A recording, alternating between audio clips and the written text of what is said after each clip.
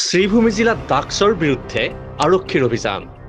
4 কোটি টকাৰ মূল্যৰ নিচাজাতীয় টেবলেটৰ সৈতে আটক কৰা হৈছে 5 সৰবৰাহকাৰীক লগতে জব্দ কৰা হৈছে এখন বিলাসী বাহন শ্ৰীভূমি জিলাৰ বদৰপুৰ আৰক্ষী থানাৰ এলেকাৰ এংলাৰ বজাৰৰ পৰা জব্দ হয় 50,000 ইয়াবা টেবলেট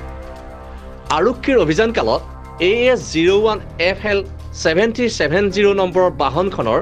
গোপন চেম্বাৰৰ পৰা জব্দ কৰা হয় 4 কোটি টকাৰ মূল্যৰ নিচাজাতীয় টেবলেট বাহনখনৰ পেট্ৰল টেংকৰ পৰা জব্দ কৰা হৈছে টেবলেটখিনি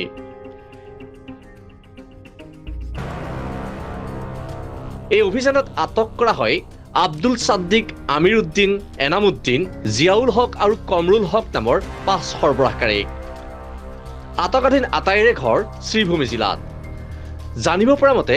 মিজোৰামৰ চাম্পাই জিলাৰ পৰা অনা হৈছিল এই বৃহৎ পৰিমাণৰ নিচাজাতীয় দ্ৰব্যখিনি